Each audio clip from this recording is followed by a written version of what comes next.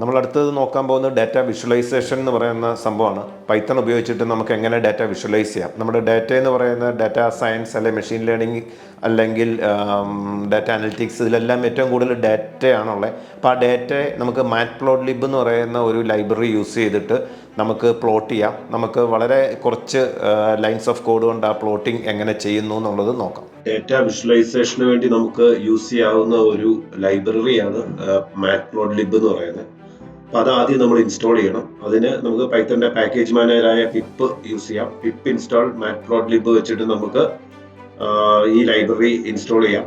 Install ചെയ്തതിനു ശേഷം നമുക്ക് കോഡിനകത്ത് ഇമ്പോർട്ട് മാറ്റ്പ്ലോട്ലിബ് ഡോട്ട് പൈപ്ലോട്ട് പൈപ്ലോട്ട് എന്ന് പറയുന്ന ഒരു മൊഡ്യൂൾ നമ്മൾ ഇമ്പോർട്ട് ചെയ്യുന്നു. അതിന്റെ ഷോർട്ട് ഫോം ആയിട്ട് PLT എന്ന് കൊടുത്തിരിക്കുന്നു.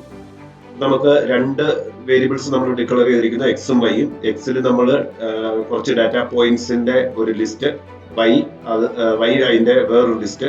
ഇവിടെ നമുക്ക് കണ്ടാൽ അറിയാം ഇത് സ്ക്വയർ ആണ് അല്ലെ, ഒരു സ്ക്വയർ ഫംഗ്ഷൻ ആണ്, എല്ലാത്തിന്റെയും സ്ക്വയർ ആണ് എക്സും വൈയും. അപ്പൊ എക്സും വൈയും വെച്ചിട്ട് പ്ലോട്ട് ചെയ്യാണ്. അതിന് പ്ലോട്ട് എന്ന് പറയുന്ന ഫംഗ്ഷൻ യൂസ് ചെയ്യുന്നു. എക്സ് ആക്സിസിൽ എക്സ് ഡാറ്റയും വൈ ആക്സിസിൽ വൈ ഡാറ്റയും. പിന്നെ അത് ഡാറ്റ പോയിന്റ്സ് ആസ്ട്രിക് സിമ്പിൾ അല്ലെ സ്റ്റാർ സിമ്പിൾ വെച്ചിട്ട് കാണിക്കാൻ വേണ്ടിയിട്ടാണ് മാർക്കർ ഈക്വൽ ടു സ്റ്റാർ എന്ന് കൊടുത്തിരിക്കുന്നത്. പിന്നെ പ്ലോട്ടിന്റെ ടൈറ്റിൽ പൈത്തൺ ഡാറ്റ വിഷ്വലൈസേഷൻ എന്ന് പറഞ്ഞ് വരും. അതുപോലെ എക്സ് ലേബൽ, എക്സ് ആക്സിസിനകത്ത് വരേണ്ട ലേബല് എക്സ് ആക്സിസ്, വൈ ആക്സിസിൽ വരുന്നത് വൈ ആക്സിസ് എന്ന് പറഞ്ഞ് ലേബിള് കാണിക്കും. പിന്നെ പ്ലോട്ടിന്റെ ഷോ എന്ന് പറയുന്ന ഫംഗ്ഷൻ കോൾ ചെയ്യുമ്പോഴായിരിക്കും നമുക്കിത് ഷോ ചെയ്യുന്നത്. ഈ ചാർട്ട് നമുക്ക് കാണാൻ പറ്റും. നമുക്ക് ഇതൊന്ന് റൺ ചെയ്ത് നോക്കാം.